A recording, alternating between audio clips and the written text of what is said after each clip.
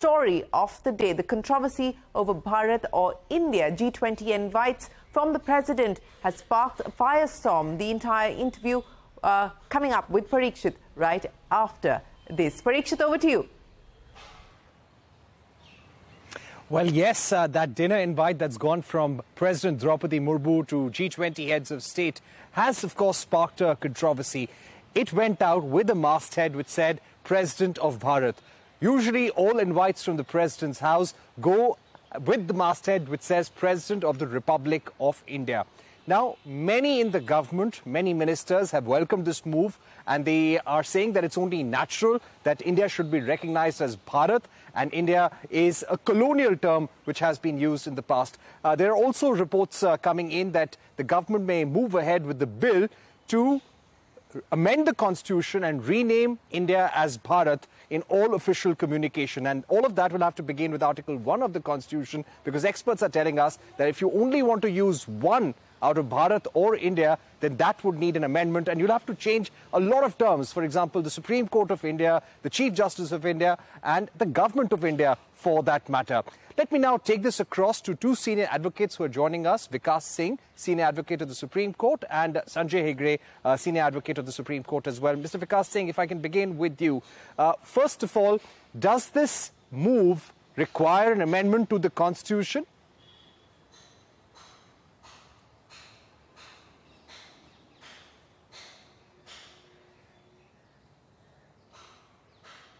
Mr. Singh, you're on mute. I don't think any amendment is required to the Constitution.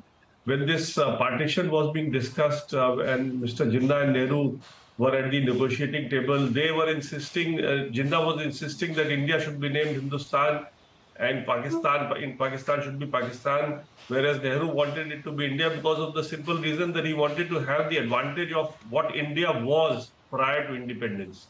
Now, when the Constitution was being drafted, this in 1950, in the Constituent Assembly, there was a lot of discussion whether it should be Bharat or India, and most of the members wanted it to be Bharat.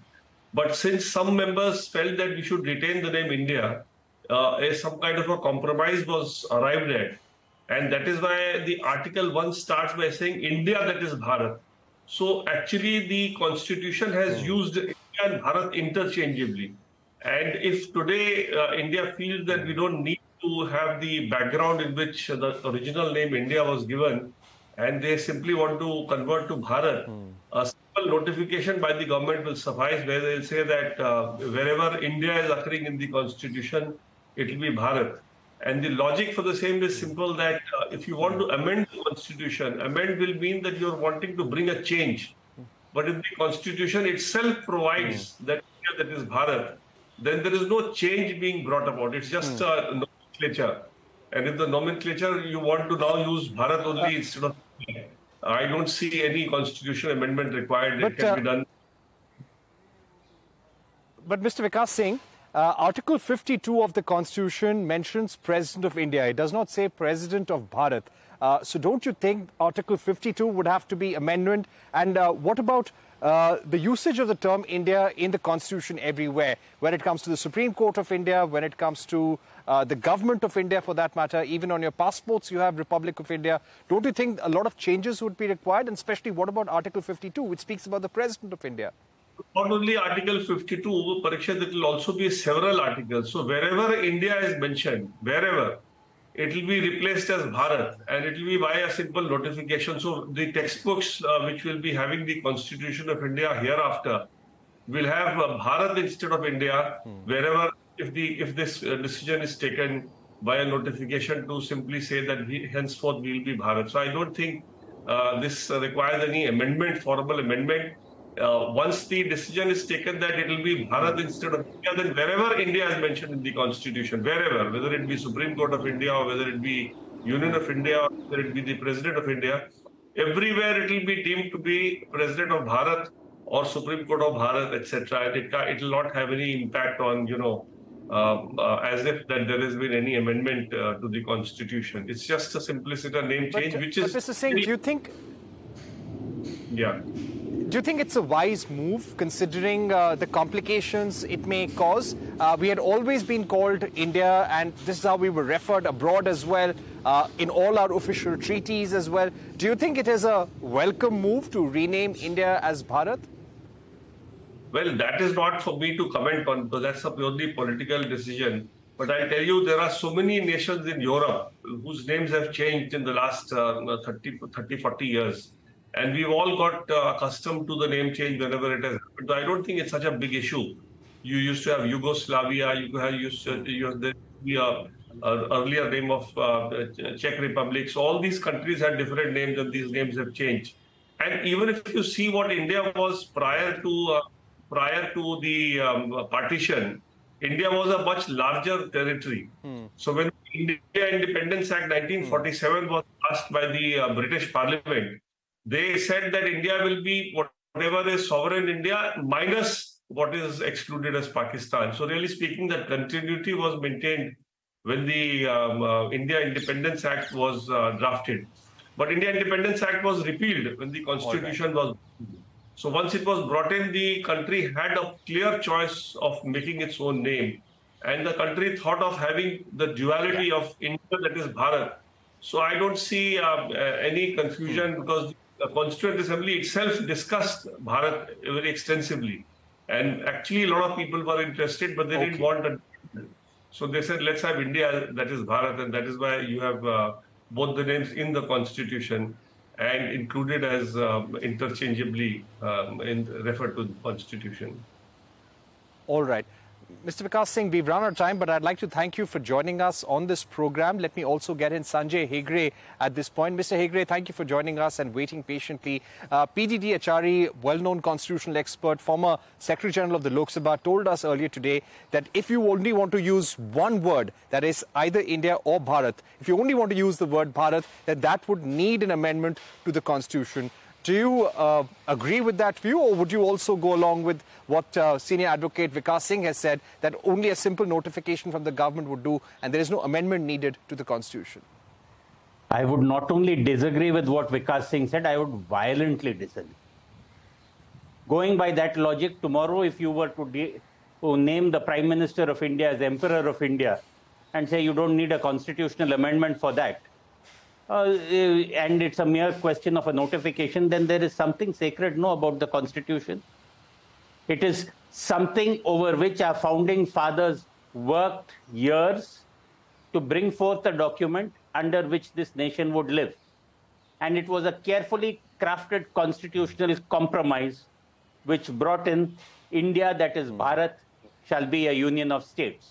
If you want to efface India from the Constitution, you will have to go through the process of a constitutional amendment. It cannot be somebody's say-so. It cannot be a mere babu somewhere in North Block or South Block issuing a government notification.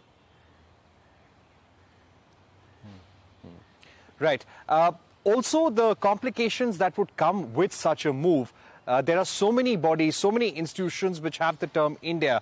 Do you think it will be a complicated process having to change all of that? Administrative convenience is another thing altogether. It is not as if countries have not changed their names.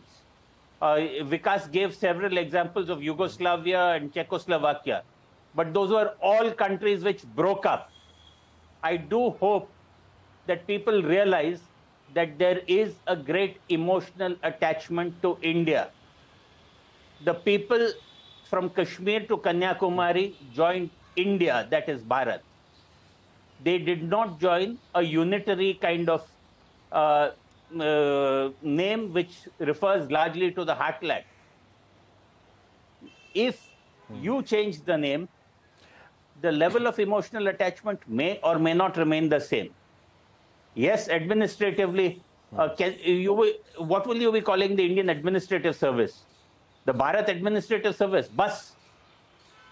You went on doing Skill India, some other Startup India, Wake Up India, this India, that India.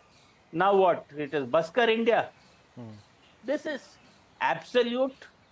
I should, for want of a better word, I should this is a ridiculous debate. India and Bharat have existed together. There is no reason that they cannot coexist. You want to use Bharat in some official terminology or the other, or in official documents, please do so. But you cannot efface India.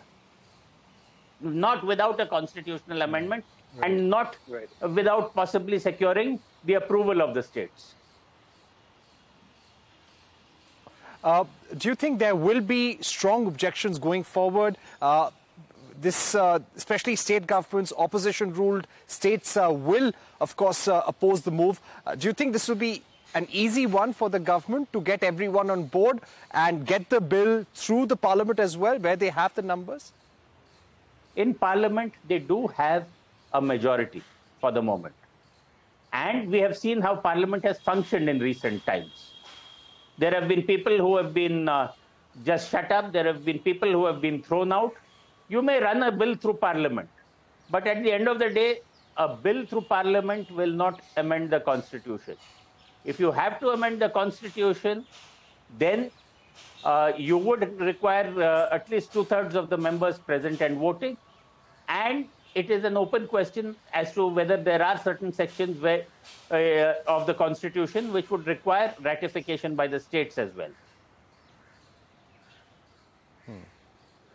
Right. So you are saying this is going to be a challenging way forward if the government intends to do it finally. For the moment, there is no official confirmation of from the government whether they do plan to move such a bill in Parliament in the special session starting 18th of September or not. But yes, we do know that the official invites that have gone from the President's house to G20 leaders have gone with the letterhead which says President of Bharat and not President of the Republic of India. Mr. Vikas Singh, Mr. Sanjay Hegde, thank you very much for joining us on this discussion. We'll keep an eye out on this big story for our viewers, but we're going to take a short break at this